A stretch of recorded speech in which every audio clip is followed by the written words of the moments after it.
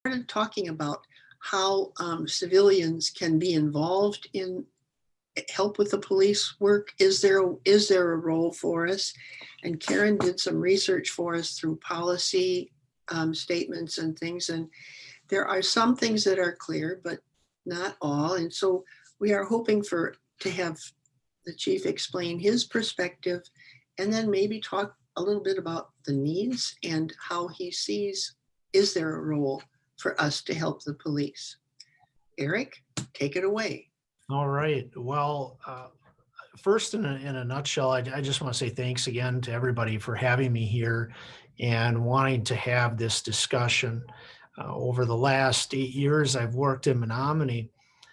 It's been a challenge at times to be able to get groups to want to come together and talk about different problems or issues in the community. I imagine maybe some of you have experienced that when you've tried to work on programs through CARES or initiatives you've had. And the challenge with that is it makes it difficult sometimes to be able to identify issues in the community or to find people that are willing to try to help out, because everybody has things going on. But the problem is that if you're going to work on trying to improve a community, you need a community to be involved in that. And so that becomes a challenge. And that really ties in well, I think, with some of the issues that's taking place in law enforcement here in the United States. When it comes to working with communities, between communities working with their police working with their communities that they serve. And sorry, my automatic lights just shut off in my office here. So if you see me waving around, I'm trying not to be looking like a lunatic. So anyway, so I really appreciate this opportunity. So when I got a chance to take a look at some of the questions that were brought up, I was blown away by it, because these are exceptional questions. I very, very rarely, and I mean rarely, get asked about these kinds of topics. And so for a group to want to be interested in having this discussion warms my heart. And to get to what Mary was saying about how a group can help, absolutely. A group can help. And I am going to have an ask of you at the end of this too as well. So don't let me escape without doing that, because I am going to ask a favor when it's done. So as you know, we have considerable challenges in the United States right now when it comes to law enforcement perceptions, some of the practices that are taking place.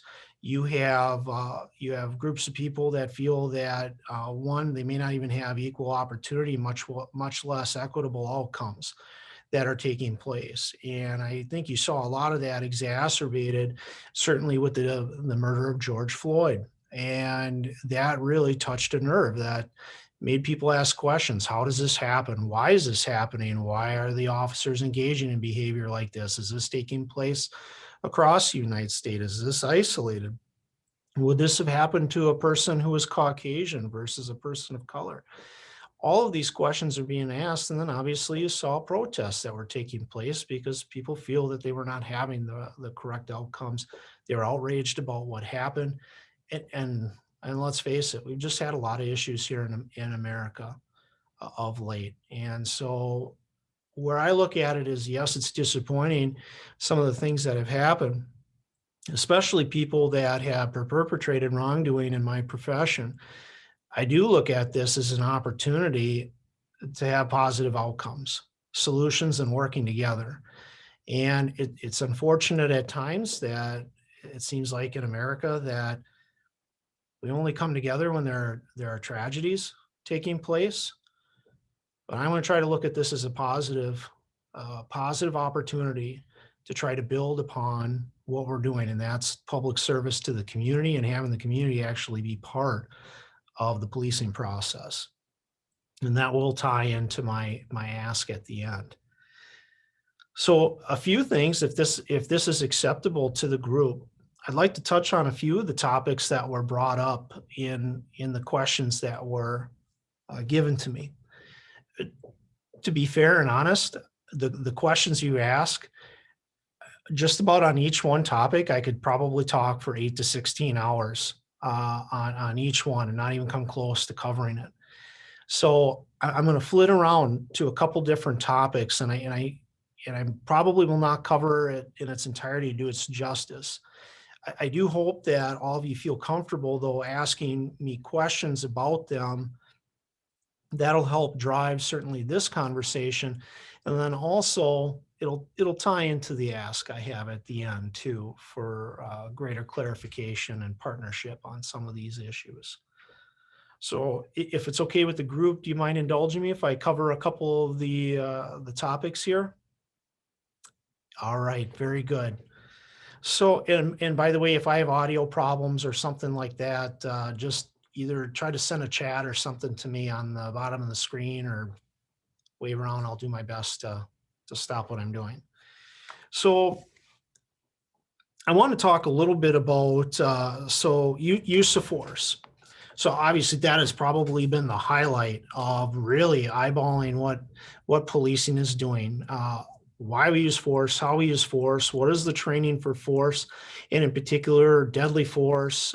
What does that mean? How do we police ourselves? What do we have for oversight? All of those things that are tied with that, including training, cultural issues within the policing profession, how they impact different communities, and certainly some of the history of it. I wanna kind of go into more so what we do here at the Menomonie Police Department. Some of you probably have heard me talk a little bit about some of the history of policing, the good and the bad, and then the ugly parts of it, because there certainly are. And I'm not going to be shy about it too. I'll be very plain with you folks about what we're doing, and at least my opinions on American policing.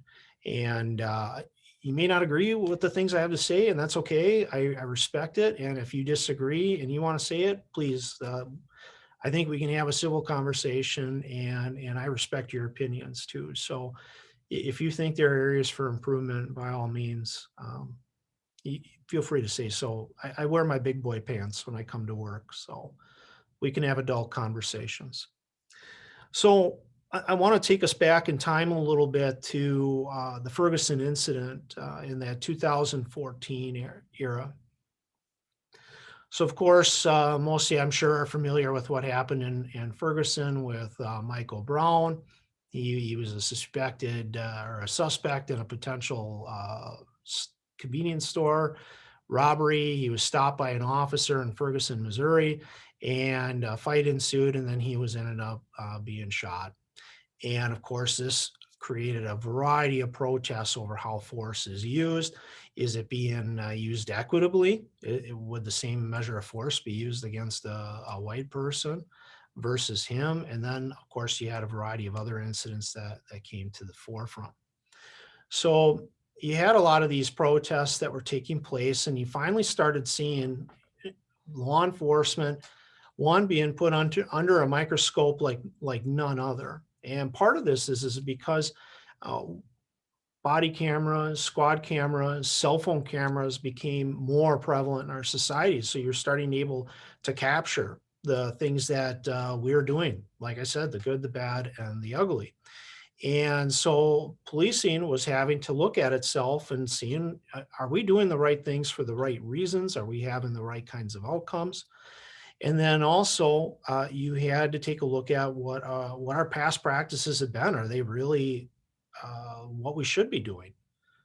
Because you can look at things about saying, are they well intentioned? But I think we all know where what good intentions paves the road to. So you had that look, and then you also had then pushback from some people who had been in policing for a long time that didn't think anything was wrong, didn't want to take a look at it for whatever reason that was.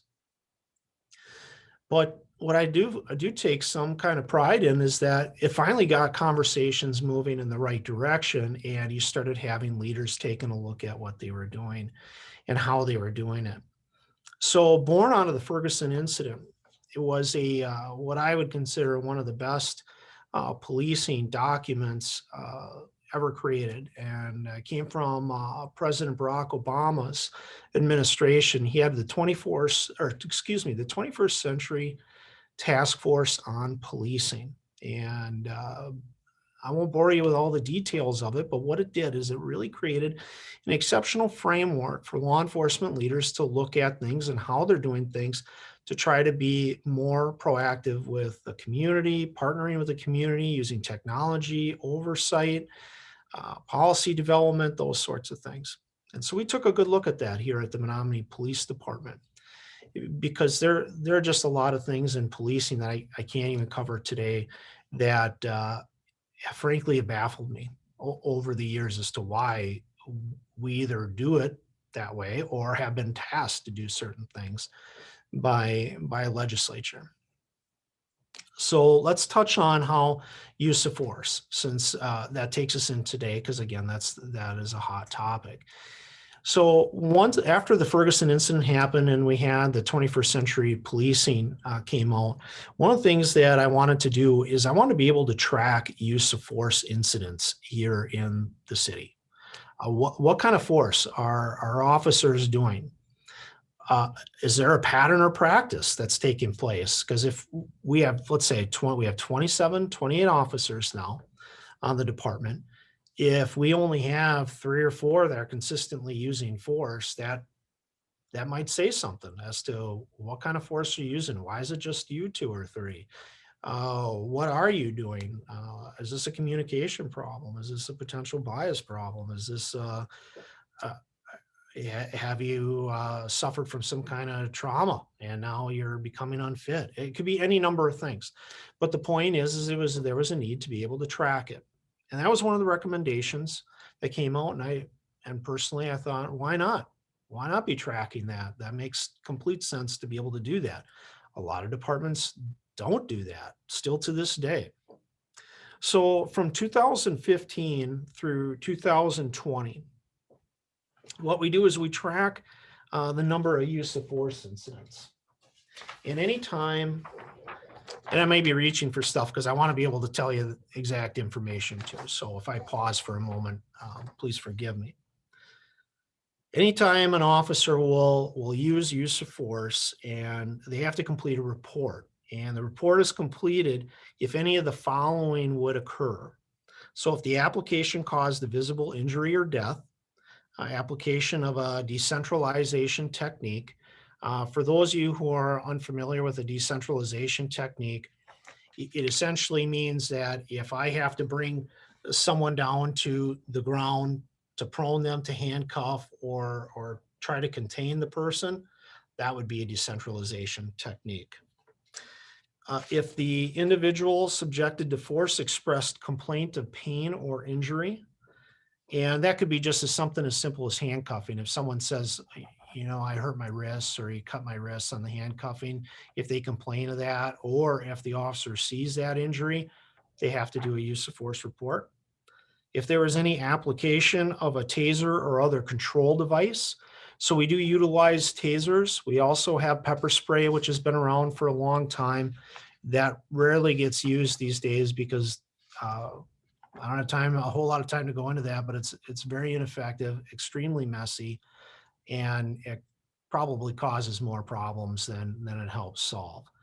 The other device that we do use is a less lethal device. It's an exact impact round. It fires basically like a sponge ball, and it comes out of a 40 millimeter launcher. And it's a single shot. And what that does is if someone is armed with a knife or a blunt object in the past, that would become a deadly force situation. With this, what we can do is if it meets the criteria of we're an imminent threat of them harming someone else or someone else, instead of using our firearm, which obviously you fire a bullet, there are going to be some serious consequences to that. We can fire this instead and then try to disable or incapacitate. And we've had a lot of success with that, avoiding deadly force situations. But they'll fill out one of our use of force reports. Also, if the individual was subjected to force and was rendered unconscious, they have to do a use of force.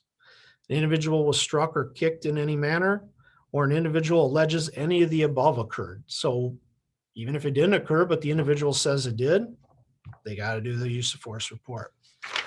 So we track those. And so from 2015 through 2020, so it's a 6-year time period, we had 225 number of incidences that resulted in force. We do approximately anywhere between 12 and 14,000 complaints a year. But if we put that at, let's just say 12,000 on the lower level, this past year, 2020, was a bit of an anomaly because we scaled back our interactions with the public because of the pandemic spread. So we're under 10,000 for this year. We would see on average the percentage of use of force is about 1/3% of the time. So it's pretty minimal, the interactions we have with people for using force, and that's a good thing. Where we look at it still is we try to even look at those 225 incidents. Is there something that we could have done better? And that's why we track those.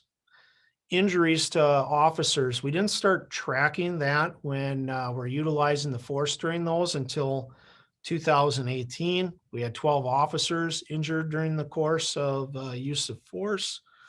And then injuries to persons or people that reported injuries that we took to the hospital or called an ambulance for them if they wanted it, or to be checked out and evaluated, was 28. And the injuries were bruises, scrapes, to listed as minor, which is bruises or scrapes. So it wasn't specific on some of those. So of the 225 number of incidents that we've had where use of force in a 6-year period, 12% resulted in a reporting of an injury or one that an officer resulted in visible injury to the suspect. So not too many, thankfully. And we've had no serious injuries or deaths. If we did that, that would trigger then our use of force review boards. Also, when we have a severe injury or death by an officer, we will have an outside agency investigate that. And we've had that for quite a long time. The state did last few years implement a state law that required that as well, which very much in favor of that.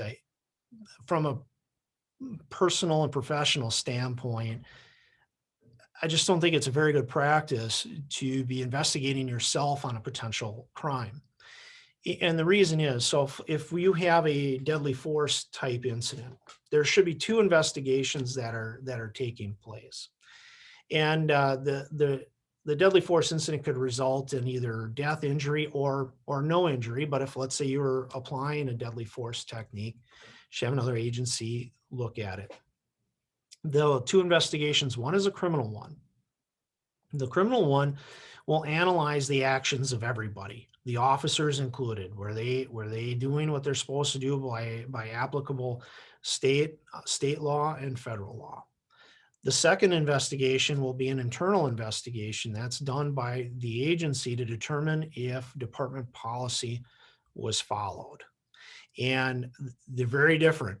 And the problem I always saw with agencies that did both the internal and then the criminal one, even though I want to believe, everybody's on the up and up, doing what they're supposed to do, there's just too much chance that there could be intermingling of information or there could be biased thoughts. And we just want to take that out of the equation. So when Wisconsin enacted that law, we'd already had that in place, but here's the deal. Other agencies needed to do that. And I was very happy that they did that. And that does help. It doesn't always lower people's feelings about results or the incident itself, but it does improve the credibility and I think the transparency of what is taking place too. Because it's, especially in smaller agencies, we tend to all know each other and you certainly have feelings for people. We're human beings, we're social animals. So it's hard not to. So when we track the use of force, as far as an agency leader, I am pleased that we have that number as low as we do. However, though, that doesn't mean that we need to stop the work on trying to, again, continuing to either lower that or find new ways to keep people safe. Because at the end of the day, it's about serving others and protecting others. And that includes the suspects themselves. And what I mean by that is, you hear things about like a crisis intervention team training, de-escalation training.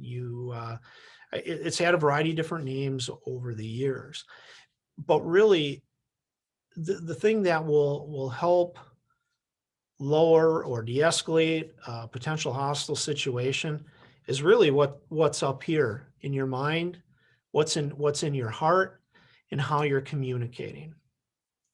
Now, even the best communicators and the best de-escalators, still sometimes we encounter people that's not going to work for, because we still need the other person to be a willing participant in it.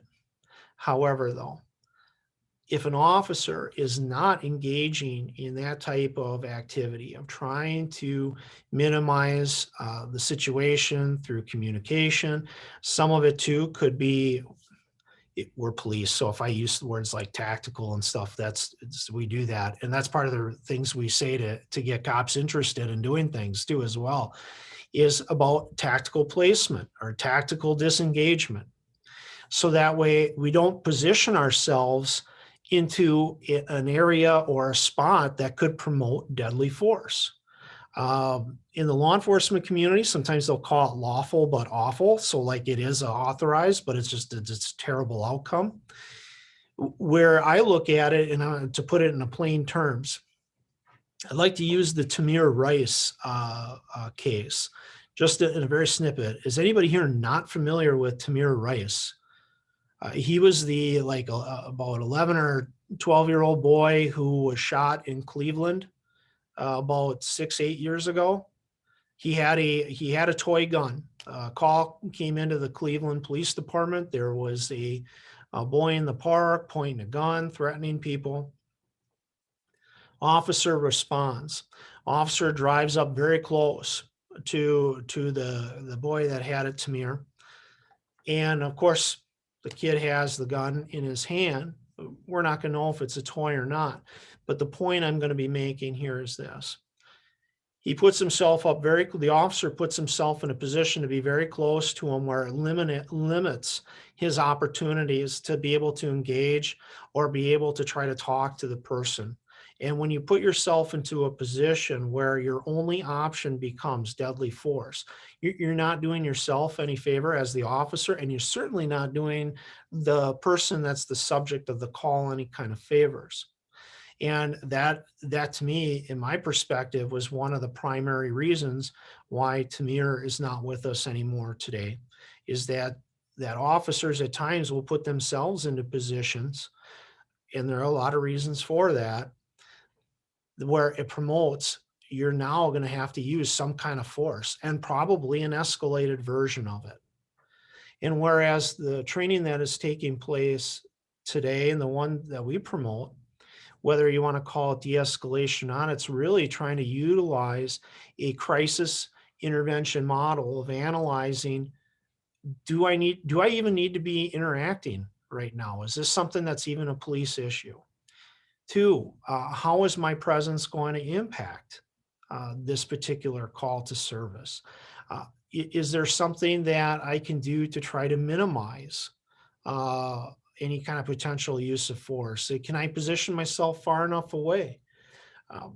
In years past, if someone had a knife or a blunt object and the call came in, there's a person armed with a knife or a bat, cops would come running, and they would pull right up in there and get right into it. Well, now all of a sudden, if they're real close in there, they're really not putting themselves in a position to make decisions and back away or to try to talk and engage.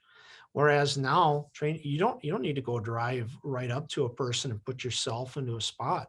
We're going to have to utilize force. We have PA systems. We have other methods of communication.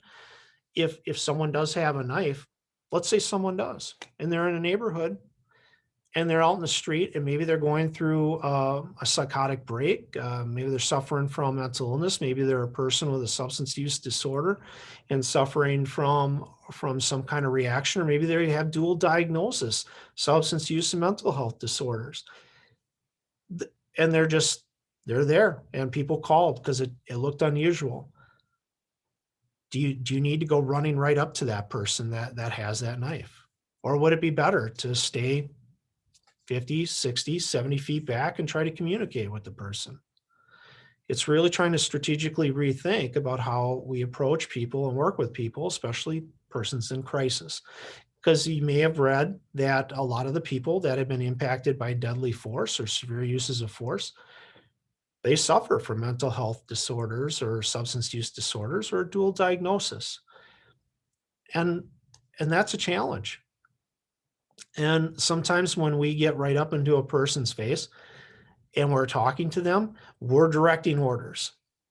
And if you're a person that is under the influence of any of those kinds of issues, one, it could be sensory overload. Two, you may have all of a sudden the urge to fight. We also don't know what a person's background is, what their experience is with police or where they are. And if a person is suicidal, say they have suicidal ideologies, well, now you got at least one person there who's got a gun and they might be trying to push you into that position. And we're there to try to preserve life.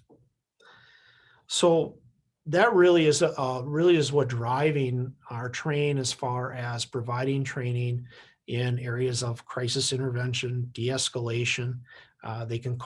We call it things in the business like verbal judo, because you put like a cool name to it. There was a book written about it by an ex-officer who was also an English professor.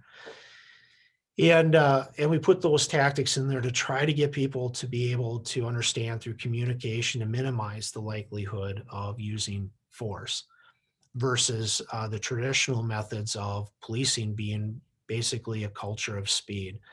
Hurry up, resolve the problem so you can get ready for the next one. That is completely the opposite direction of what most agencies are moving towards and have been for the last several years. Not at the speed that I would personally like or others would probably like, but with anything, it takes time and change, and you're working with people and training and education, which we're going to talk about more training and education later. That was one of the topics you had brought up in the paper. So then as we continue to talk about use of force is one of the required policies in the state of Wisconsin. So it's a good one to have something like that. The state only has a handful of mandatory policies. We have about 120 policies at the Menomonie Police Department. If you were to sit down and read our policy manual, it's about 600 plus pages. And officers are responsible for that information. It's there as a guide, and some of them also have very mandatory rules to them. When it comes to the use of force policies, we've had some very restrictive ones for quite some time. And the reason for that is it's a risk management tool, and it's a human protection tool, both for police and for the citizens at large. And what do I mean by that? We have a very restrictive pursuit policy. When I started as a police officer, it was like what a lot of departments are. The pursuit policy was basically, you can pursue if someone is fleeing. It provided that road conditions were okay and you felt it was safe to do so. Well, okay, here's what would happen. More often than not, it was for a low-level traffic violation, cracked tail light, non-registered license plate or vehicle. You would have someone who was driving was probably suspended, maybe revoked, and decided to take off. Maybe they were under the influence of a drug or had possession of a controlled substance, usually low level. So they would run, and there lies the pursuit. And so you would see these high-speed pursuits taking place. Who can tell me what would happen? How would it end? A crash? Someone hurt? Yeah. It's either the bad guy or girl was crashing. They were crashing into somebody like another motorist or a pedestrian, or the cops were crashing into the bad guy or a motorist or a pedestrian. In fact, I can recall two brothers that worked in different departments, and they were adjoining agencies. One got involved in a pursuit, the other one went out to meet it, and the two brothers crashed into each other. Bad guy got away. And a lot of times they result in injuries. You can't drive a massive steel machine at exuberant speeds and not expect injuries or at minimum severe property damage. So we've restricted our pursuit policies. So we do not chase people unless we know the person has committed a violent felony. And I feel good about that. Uh, do I like it that someone is maybe drove through a stop sign and is not pulling over? No, I don't. It goes against my instincts. I'm a police officer.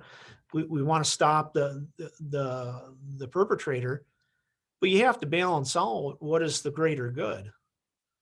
Is this really worth someone dying for someone who failed to stop at a stop sign? Now, by the way, I'm not encouraging any of you to blow through stop signs. So I please don't do that. It's not good. And most people, they stop when we pull them over. They're there. They may not be happy they're stopped. I don't know anybody who ever gets happy they're stopped. I think most of you are normal. If you have an officer behind you, they turn on your lights. You're probably like, what did I do? What's going on? Um, it's normal. If I got pulled, I'd feel that way. So anyway, the policy is put into place to protect the officer and the person. We also have policies too when it comes to the deadly force. This was something that to me also I just really don't understand, or maybe I understand it, but I think it's just a terrible idea. Shooting at moving cars. I that is useless. Unless someone is shooting at you from the moving car, it is a pointless exercise because for a lot of reasons. One, the penetration is just of a bullet is it's just not going to go through. They're deflected and refracted through windows. You also have other people in the car you may not see or know. There's no reason for that. You just no, don't. You just should not do that, and you'll see that cause a lot of particular problems. So we restrict that. Another thing that you will see is reaching into a car if there's a potential deadly force situation, stop that. Officers have wanted to do that and do that. They get caught up in the moment. We restrict that. Do not be reaching into the car and grabbing at people if they're trying to drive away. It is dangerous because here's what happens when that happens. So if I had someone pulled over for whatever and they put the car in gear to flee, and this has happened, officers will try to jump in there and take the keys out. Well, what are the odds that you're going to be successful in that, and how is that going to end well?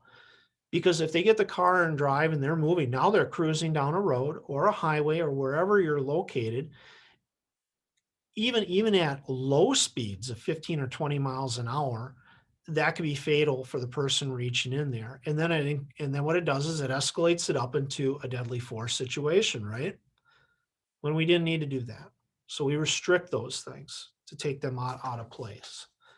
And then if we find that people are doing those things, then we have a tool that we can utilize to discipline or train or however we need to handle it. And if it's resulting in serious injury and death, there's a severe discipline. Termination is likely. Also, when you come to other use of force policies, we have to adhere to the standard that was established by Graham versus Connor. Karen, Miss Miller there is an attorney, so she's probably familiar with that. Did you practice any prosecution or public defense work? No? Okay. All right. Well, Graham versus Connor was a Supreme Court case that said for an officer to utilize force, it has to be objectively reasonable based upon what another officer that had the similar training presented with the similar circumstances would do. So, i.e., if let's say someone drives away in a car on a traffic stop, if I started just shooting at that car, another officer, I would 99.9% sure say that is absolutely unreasonable. And I think you folks would say that's why are you shooting at a car driving away? What for? That would not be reasonable. If a person is presenting a weapon or an imminent threat of death or great bodily harm based upon their actions, if a person has a weapon intent and delivery system, and you have what's called target isolation, acquisition, and identity, that can equate to a deadly force situation, and that could be potentially objectively reasonable. And here's where some of the issues that come with the objectively reasonable piece is. It's subjective. It's an objectively reasonable thing, and some people don't agree with what is being done because they either just don't think it's right. They think there may be some other kind of motives to it. Any measure of violence, folks, when people resist, it is ugly. Um, make no mistake about it. It's not coordinated and well planned out like you see in the movies. It is. It looks brutal no matter what. And that was a hard lesson I learned very early on when I saw my first officer get assaulted by a person. And there's a lot of lessons in that too about how to talk to people because the officer was just engaging in conversation that was not productive. It wasn't being rude or swearing or anything. It was just, it wasn't going to help. It wasn't de-escalating anything. Let's put it that way. And then the person punched him, and it was a mess to try to contain the person.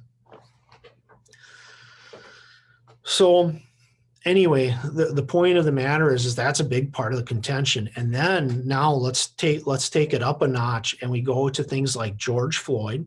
That is a flat out murder. I don't care what way you cut it.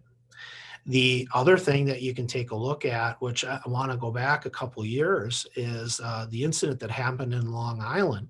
And this was a chokehold that was placed on a guy who was selling loose cigarettes. You might remember that case too. Very, very big one. It was right around the time of Ferguson too. I think like 3 months maybe after that happened in Ferguson, Missouri. Well, anyway, what happened was, short story, they tried to arrest the guy based on the complaint because he's selling individual cigarettes without a license and without paying the tax. It's illegal to do that. It's legal to do that here. But anyway, he resists arrest, and then they put him into a sleeper hold, or what would be called a carotid control hold. Basically, you suppress blood flow to the brain on the neck.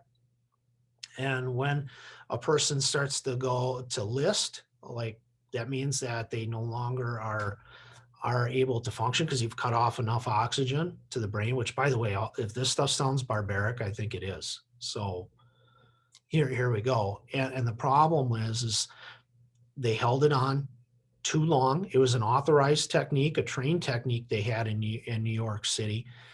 The man died for selling loose cigarettes.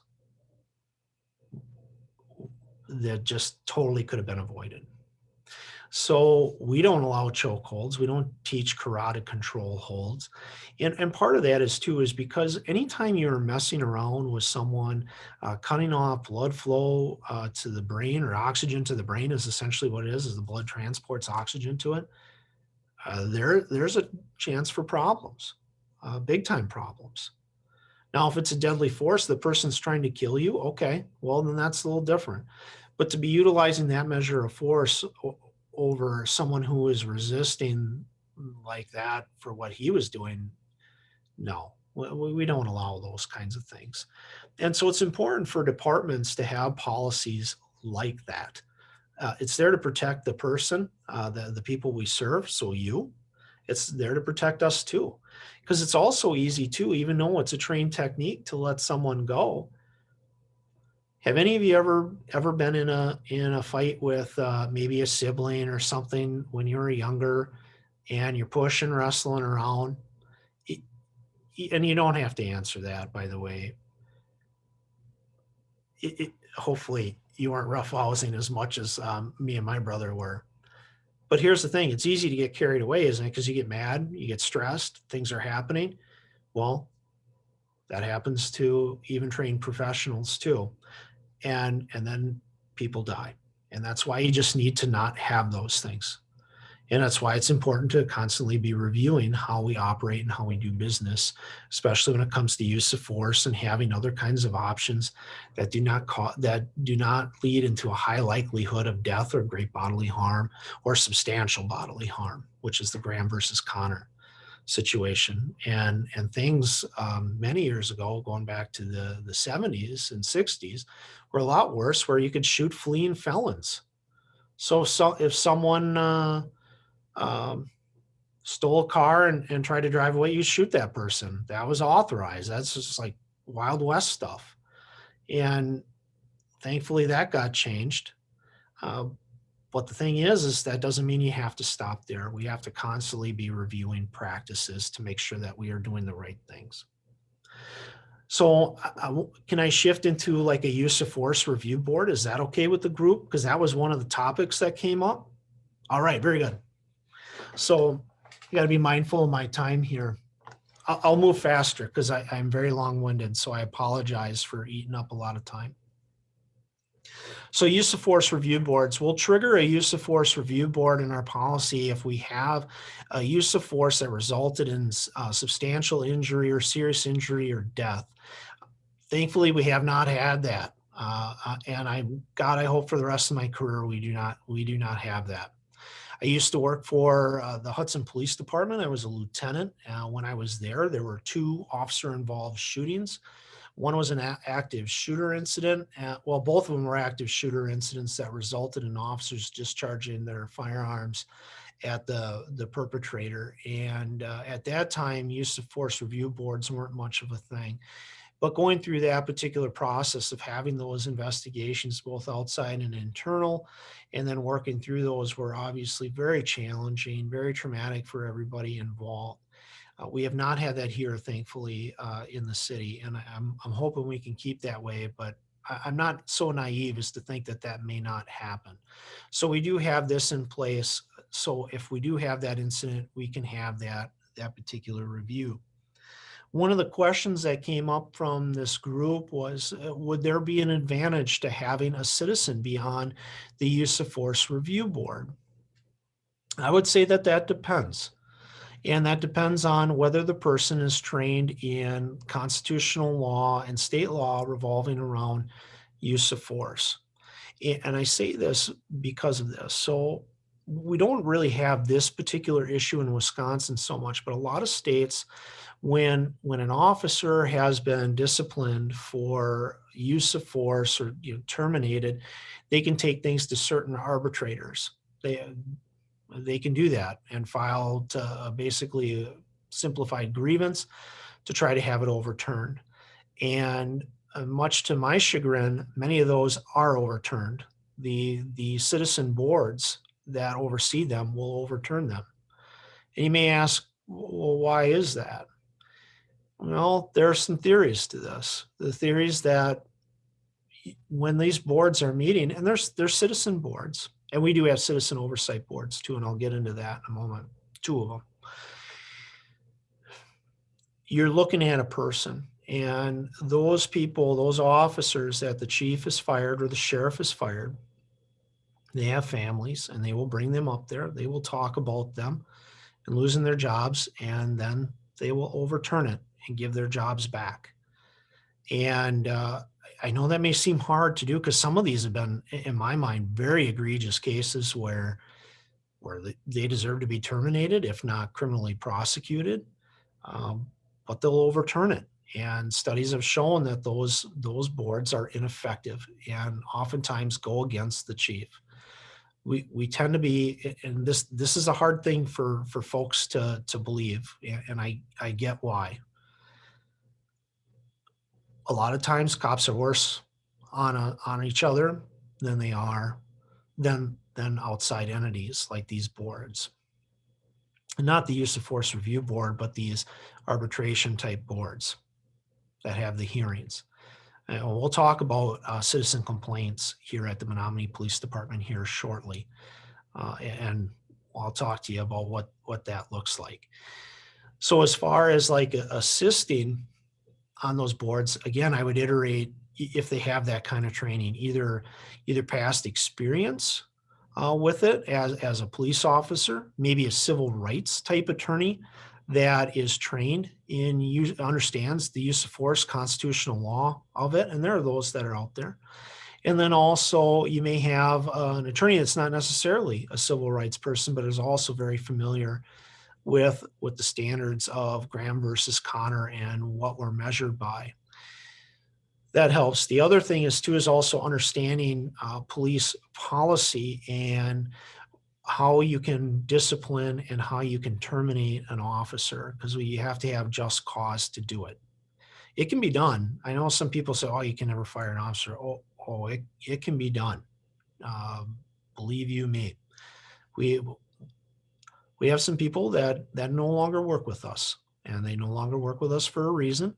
And when I worked in other departments, the same thing there too. We do our very best to try to get rid of people that are not performing or doing things that they shouldn't do. And here's why: not just because it's the right thing to do, but let's again go back to George Floyd. When I watched that video for the first time, uh, I had tears in my eyes. One, I knew he's dead, he's murdered. The other part is too is I know this what this guy did in Minneapolis, this officer, is going to be an indictment on all police, and we will all be judged by it, which nobody likes. I'm sure none of you like to be painted with a broad brush because of either what you do, what you look like, what you believe in. Nobody likes that. I don't like that either. But I knew watching that this is going to be a powder keg, and it sure was. It sure was.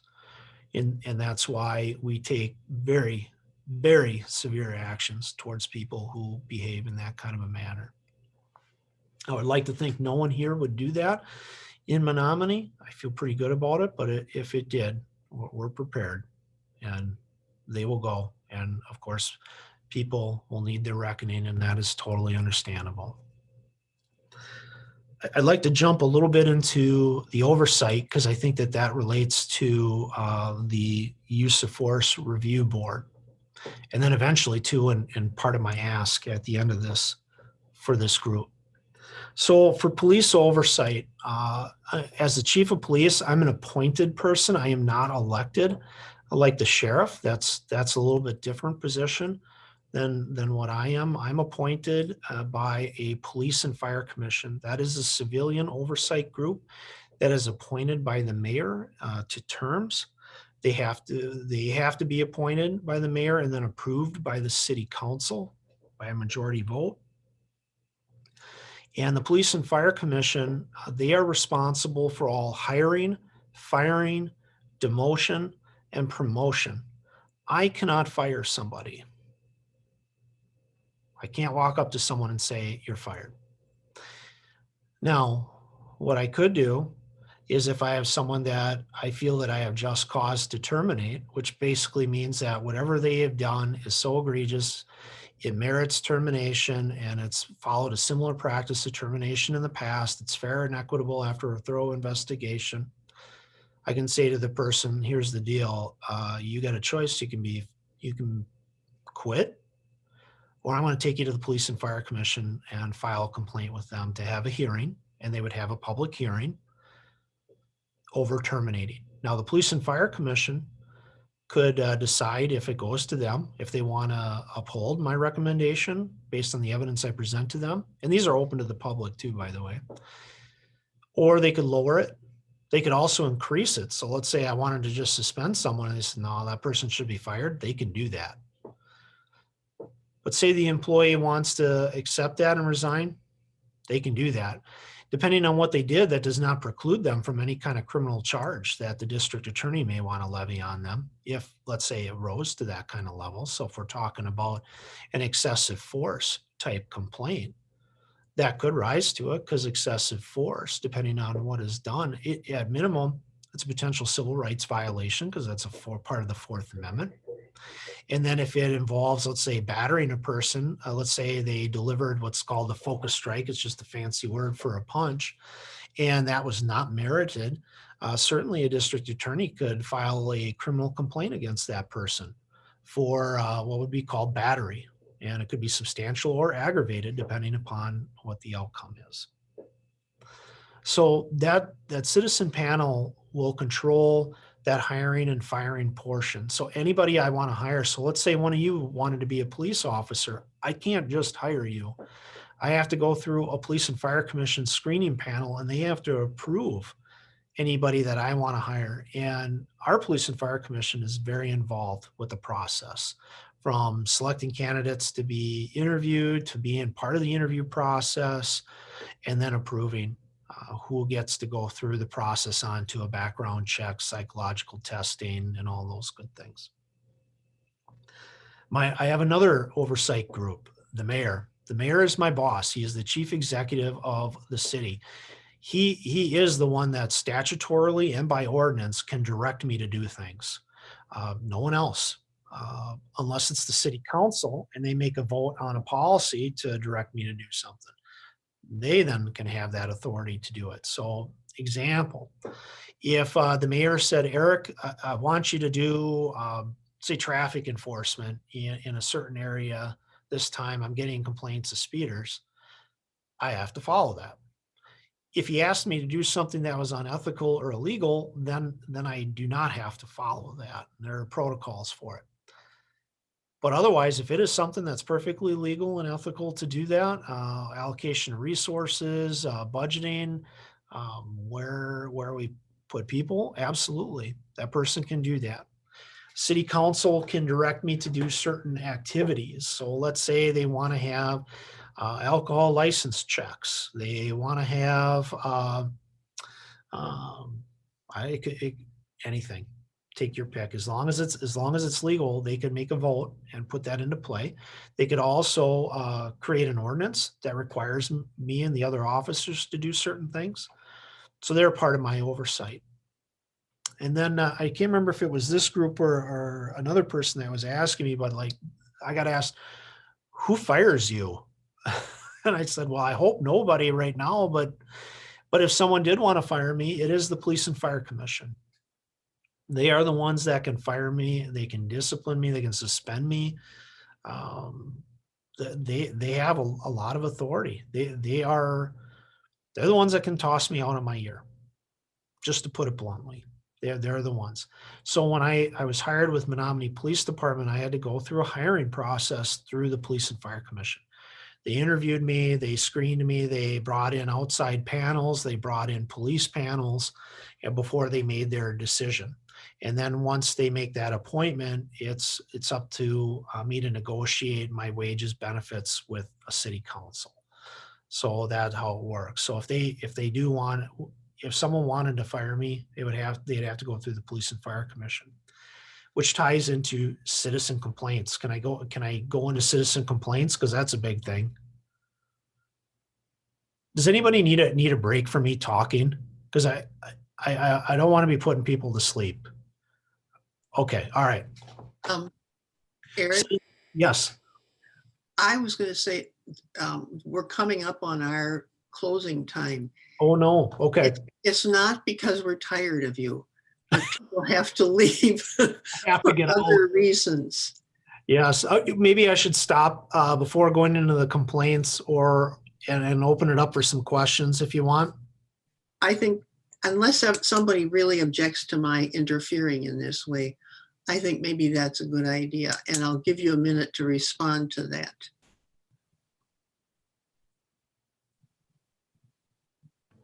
Okay. I do have a question, if that's okay. When you were talking about that you have an outside agency that looks at like the use of force, is that other agency the sheriff's department, or what is that agency? If it's going to be a deadly force situation, I'm going to ask the Wisconsin Division of Criminal Investigation to do it. I have nothing against the Dunn County Sheriff's Office. They do good work. The problem I have with them being involved in, let's say, a deadly force situation is we do work very closely with them, and we share the same building. So we're very tight in that sense. And I'd rather have someone that has a little bit more distance from us, because we know a couple people from DCI, Division of Criminal Investigation. they have the ability to assign people that have nothing to do with my department. So they can have a much more objective viewpoint.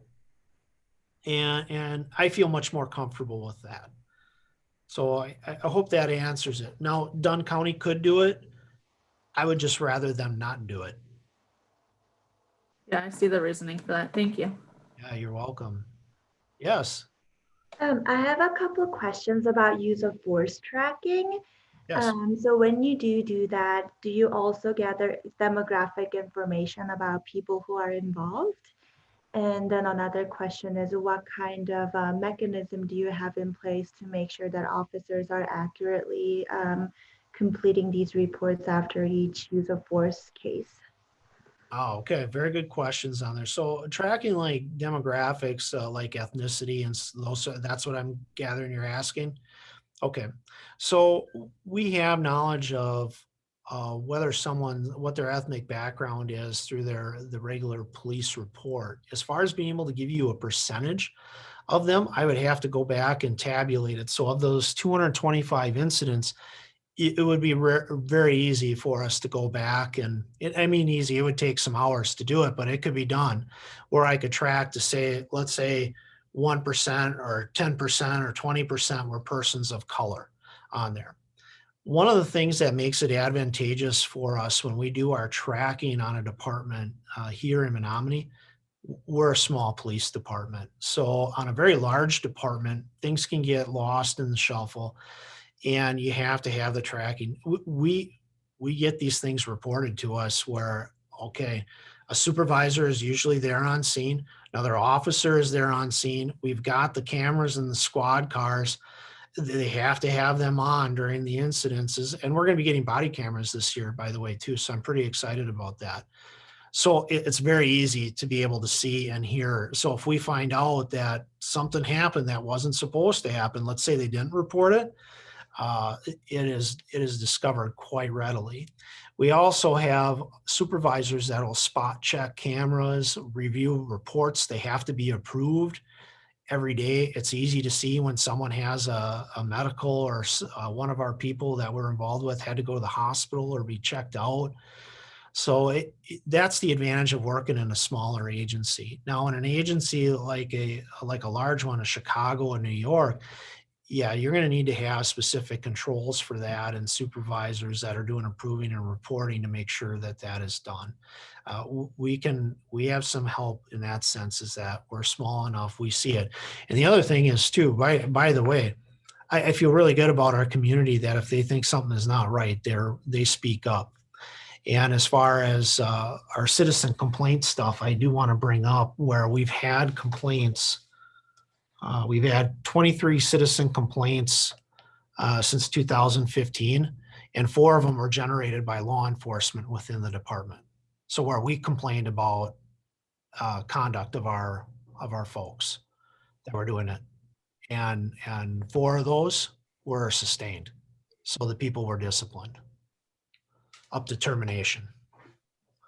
So I hope that kind of answers your question. Did I get all of that? Or did I miss anything? Yeah, I'm also kind of curious if you happen to know like the demographic breakdown of the 200 plus incidents that were reported, or is it something that you'd have to go back and look into? I don't think it would overall be that challenging for us to do. And the reason why, and it's a great suggestion, by the way, too, because we're doing that with people that are now being incarcerated inside of the jail to try to determine what are their demographics, what are their percentages, how do they compare to our census, and why are those reasons for people that are incarcerated. But anyway, we have a very robust records management system that is operated by a company called Zerker, owned by Central Square.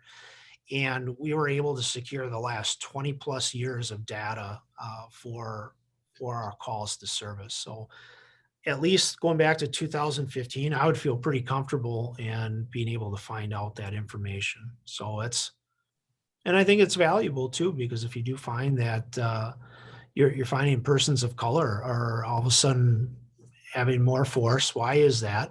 Is it just one officer doing that or what? But anyway, I think it's a great suggestion. Thank you. This is Kate, and sort of along that same line, you have 28 on your force. Yes. What is the breakdown of your force gender-wise and racially of those 28? I'd be curious to know that. You bet. So I do some thinking in my head. As far as women, we have Lieutenant Kelly Pollock. We have Officer Heather Strathman, Investigator Mallory Zassenhaus, Officer Kayla Tissel, and then Officer Abby Wood. So we got 5 officers that are women in the department. And as far as like ethnic breakdown, unfortunately, I've got all Caucasian. I mean, they're good people. It has been very difficult to recruit people of color. We had an outstanding one. Some of you may know him. His name is DeMarcus Zeroth. Oh man, I tell you, if my daughter was older, I'd say, hey, you should date her, because I would have. He's just one of those people that he's just got a heart of gold, and he was so good with people, and he put up with so much stuff when working in the community. Some people were really nasty to him, and he ended up leaving to go work for a friend of mine, Todd Axtell, over at the St. Paul Police Department, which they're a very progressive police department. So although I was very disappointed to lose DeMarcus, he went to a department that has a chief that's a real class act, and they're really trying to do good things over there. So going back to the demographics, it has been challenging to be able to, just to recruit people to policing anyway, because I don't know if you know it, but we kind of have a negative stigma at the moment. So we're seeing people, those numbers just dwindle. And I say we, like policing as a general, not necessarily the Menomonie Police Department. People are not wanting to go into the job. And then the other part is I would love to be able to hire more people of color. Oftentimes, though, if that we do run into a person or a person that is a person of color who wants to become an officer, they want to stay in urban or suburban centers, usually around where they grew up, where they can be with people that look more like them and feel comfortable with it. And the challenge that we have here in Menomonie is that unless you're really into wanting to live in a rural setting, we only tend to recruit people or attract people from this area or from similar settings. And our demographics in our area is minimal on persons of color. I think maybe we have 2 to 3% that are Black. We have only maybe 3 or 2% that are Indian. I was thinking of the Hmong and Vietnamese community, which is substantial here. The problem in recruiting there is we've also seen their demographic go down. There was that one time, and someone here who has been in this community for a while, I think the peak we had for Hmong were about 10%. That was significant. And now we're down to about 4%. So generations now are starting to flee the area. Why that is, I can guess. Maybe it's because of job opportunities. So they're going to areas that can be more economically sustainable for them. A shift away from an agrarian culture could also be part of it. I don't have that answer, so I'm grasping at that. So if I'm wrong in that, please forgive me on it.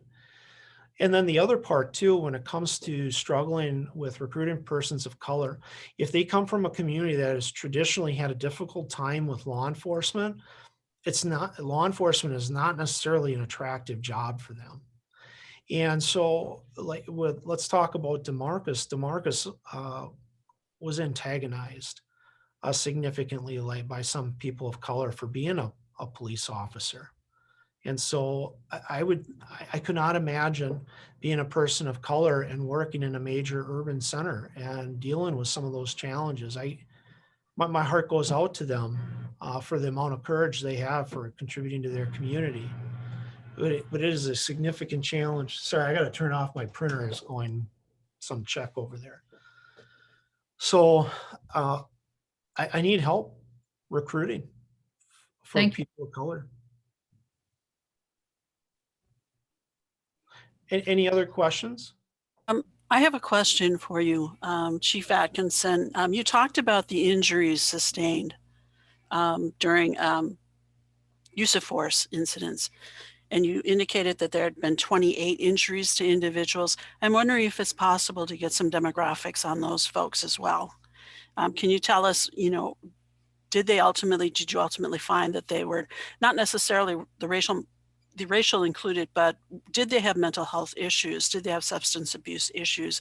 What else was going on with them at the time that you had the altercations with them? I think at least on an anecdotal level, I think that that's possible. On the ones where, let's say it was like we had a call last fall where a person had suicidal ideology, they were self-harming, cutting themselves, and anyway, the officers had to interact with the person and resulted in force. And that person was definitely suffering from a mental health disorder. 2 officers were injured in that. He bit one of them and was fighting another. There's just some significant issues with that. So on those things, that's easy for us to be able to tell. Okay. If it's a case where, let's say it was just a traffic stop, we could tell, like, let's say if there were a person of color, but we may not necessarily know if they had a mental health disorder at the time. If they were like driving under the influence of a controlled substance or alcohol, I think that you can make an argument at least that played a part. Whether or not they had the substance use disorder level Sure. of addiction, that would be challenging. Sure. The other thing I wanted to follow up with you on was you're talking about de-escalation as a policy. It strikes me that I've read enough about that de-escalation almost begins at the point at which someone in a police department, a dispatcher, gets information. Can you talk a little bit about that and how that plays a role? And are you doing things within your own department to address that? Yeah, so I couldn't agree with you more. The first point of contact oftentimes with a person is through dispatch. We do not have a dispatch center in the police department. It is run by the county. So that is a county communications center. Although when they answer the phone, it says Menomonie Police Department, that is a county entity that we work with. And so I don't have any control over that. We used to have a dispatch center many years ago, about 20 plus years ago. For financial reasons, it made sense to consolidate, and that's why it went to Dunn County to be housed. It was before I ever worked here. And it was purely money wise. But the downside with that is then also quality control. I don't have that. As far as the training that they undergo to de-escalate or how to talk to people with empathy. I mean, really, let's boil that down. That is really what de-escalation is. Being able to be empathetic and trying to realize or walk in someone else's shoes and communicate effectively with them. What they're undergoing, I don't know, and I don't have a good answer for you, unfortunately. I know what our people are doing, whether it's via in-house training about how to do empathetic listening, active listening, reflective listening, motivational interviewing, crisis intervention training, which is de-escalation type training, to working with people that may have mental health disorders. And all of that is very extensive because, again, it really comes down to communication a lot of times. That I can think of so many times in my career that I think force could have been avoided just because if someone maybe would have took a little bit more time, maybe not been so abrupt or curt or rude.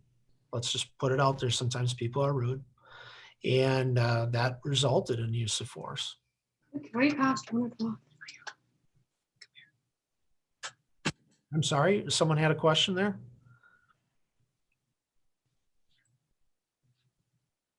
Can I give my ask? I've been dying to do it. Can I be indulged?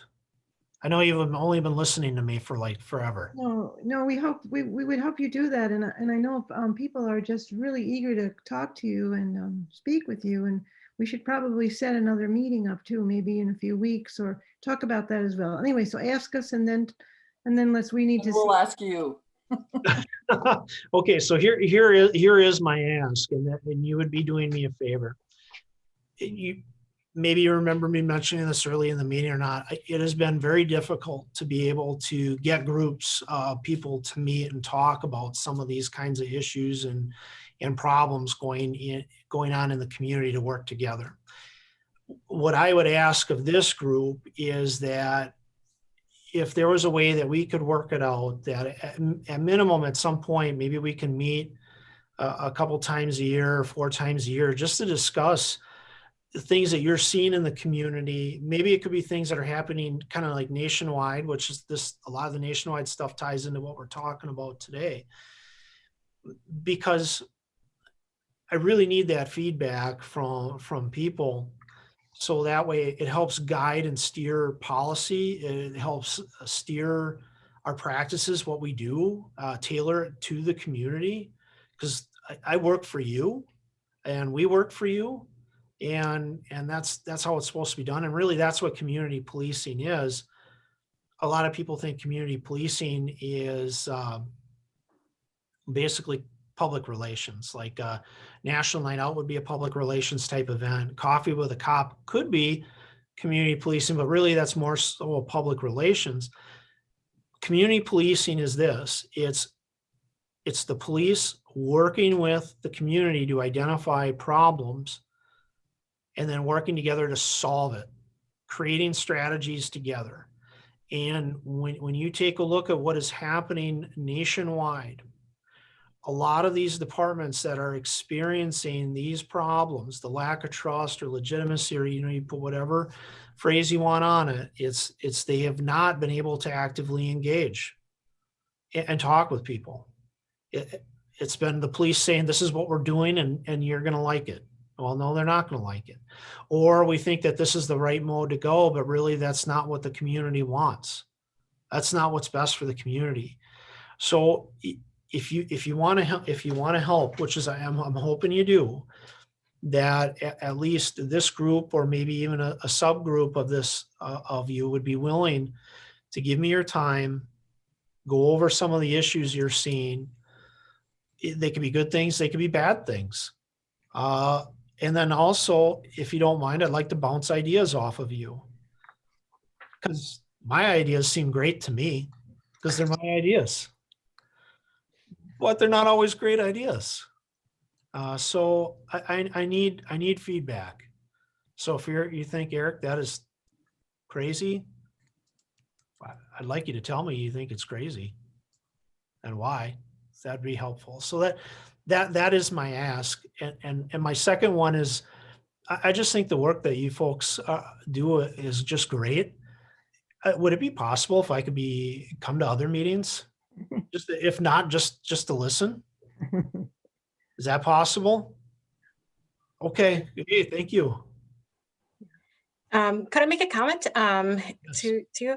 Well, one, we as a group discussed some of those next steps, and that was actually something that one of the members had discussed, was like having you come, more frequent. Maybe it's every other month, just to kind of give a report or to share. So yeah, that's been discussed, and as well as like even this kind of discussion that's been had, I think it's, when we, we're talking about this early on, is to understand that, everybody's got different views of how policing is done, and it varies between people who has trust and who don't, who are indifferent, but also just like utilizing this as a place where, and this is something for us as even a group to talk about furthering, is like sharing this discussion with the community,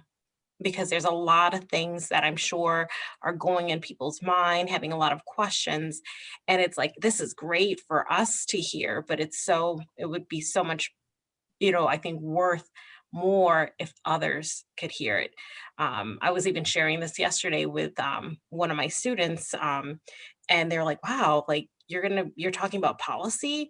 And so they were kind of intrigued by that. And I think that that is something that I think a lot of community members would probably gravitate to, because this is such a heightened environment, that we're living in right now when it comes to policing. So, I know we've discussed more of you coming, as well as like how do we post this out and all of that to kind of really share it with Menomonie at large. And so I just want to kind of thank you, because we are trying to create a space that's learning, and creating a courageous space for conversation. And so, I thank you again for coming out, because I mean, you were just talking about policy 302, and you said 200 plus policies, and we even in those questions probably had a handful of them. So there's a lot to be discussed in the future. Oh, thank you for saying that. I really appreciate that, because it is a challenging job, and I think, at least for a majority of my career, a lot of people just haven't been that interested in it. They just either, I don't know, think they're satisfied with what's going on, or maybe they think that their voice doesn't matter, which is one of the things that I do worry about. That's why people aren't speaking up, or they don't have the trust to speak out. They're afraid maybe there'll be retaliation. And then the other part is just to try to learn from each other.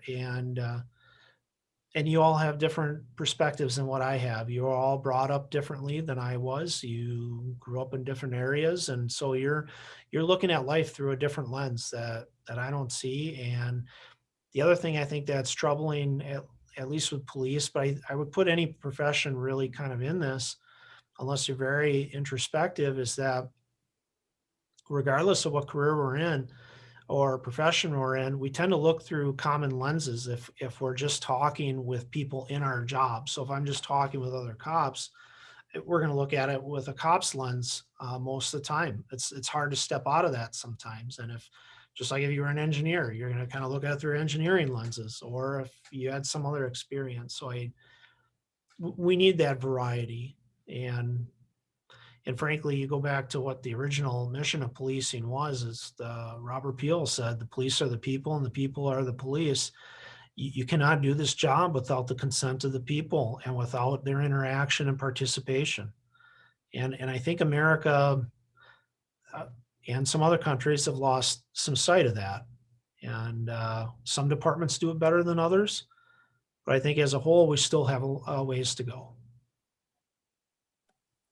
I just want to put a vote in myself for a return of this conversation to address some of the other things, because, for example, you really zeroed in on use of force today, which obviously is very important, but we were also quite interested in, just issues of bias and things that might fall short of a use of force report, but still might create feelings of insecurity and lack of safety on the behalf of certain communities or people being policed, and that maybe have more to do with, I mean, they're definitely related to what you keep talking about, which is how you communicate and empathy.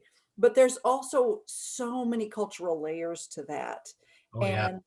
And I'm interested personally in your perception of an experience of cultural change within the force since you came, and how you see that unfolding, both for people who've been officers who've been on the force for a long time versus younger and newer officers.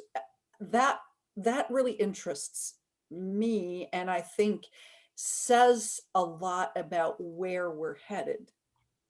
And we all know that cultural change doesn't happen overnight. It's a long, slow process, and we're all dealing in one way or another with our embedded assumptions and perceptions of one another, and including civilian perceptions of police. And so I'm interested in having a little more conversation specifically on that. Well, I personally, I would love to talk about it. Organizational change and policy development was really what the focus of my master's degree was in. And I can tell you, you're right. It takes time and it is challenging. And I could definitely talk about what policing was, at least my perspective of what policing was in the 90s when I started to coming here and then leading an agency through organizational change. And we've asked a lot. And I can talk very succinctly about the highs and lows of cultural change and organizational change and understanding perceptions. And when you're in the job of telling people what to do and being looked at as making the right decision, sometimes it's hard for folks to look at it and go, you know what, maybe we weren't making the right decisions. We didn't understand where people were coming from. I want to throw this out real quick. I was very fortunate. UW Stout invited me to a program taught by Phyllis Braxton about 5-6 years ago. And she talked about intercultural communications and competencies. I was absolutely blown away. It was one of my, I would say probably one of the highlights of my career for education. I wish I would have had that when I was 23, 24 years old. I would have handled so many things differently and just didn't even realize it. So it's being able to understand cultural change and perspectives and how people are viewing things and how they interpret the message you're delivering and how they react. Wow. Anyway, I'm taking up tons of your time. So yes, I would love to talk about those things. I find it fascinating on a base level, and then as how it's applied here. Love to talk about it. Oh, thank you. I've just learned so much. I mean, this has really been a wonderful conversation, and I really appreciated the questions everybody asked too, and the fact that sitting here, there are so many people who are working currently with you. I mean, we're all in community, but in different ways, and I love the way you expressed that as well. I think our group will probably be regrouping next week, Tuesday, to talk about what we've learned and where we can go. And Vicki, thank you so much for all of the suggestions that you shared right now with Chief Atkinson about directions we might take, including sharing this with a broader community. I mean, as you said, there just really isn't a general flood of interest. And we wish that there would be. But on the other hand, connecting to people that are open to learning and open to sharing that's the way we start. Like King said, we crawl, we walk, we fly. Whatever we do, we move forward together. That's right. It all starts with that crawl, and build with it. And I'm not known for my overwhelming patience, because I'm not. So I wish change and reform and action can happen sooner. But I at least feel good that Menomonie is trying, and that there are people that are interested in it. And well, the police department helped us to create that welcoming proclamation. That was sent out from Menomonie Cares, and then that was an example of the kind of work that you've done. And we're proud that they put it on the front page of the city website. That's great. Small, but moving forward. Baby steps. We're trying, and we were happy to be part of that. Honored, really. You did a good job. If anyone else has a comment right now, we really should close. Some things are coming up in the chat. I think you can see them. Yes, thank you for the messages. I appreciate all of it. Everyone's so pleased, but we do have pages more that we want to ask you about, and we can kind of organize ourselves into how that could best happen for the group and for you. And let's just see what we. I know we all want to continue. Is there anybody else that had a comment before we close? Wonderful. It was really wonderful. I just learned a whole bunch. Well, thank you so much. And I look forward to hearing from you, and whenever you feel comfortable and wanting to reach out and talk further or see what this could look like in the future, my door is open. So it's an open invite anytime. Thank you. Very, Thank very, you. very fine for event. having me. Thank you. Bye-bye. Bye-bye. Thank you, Chief. You're welcome. Thank you.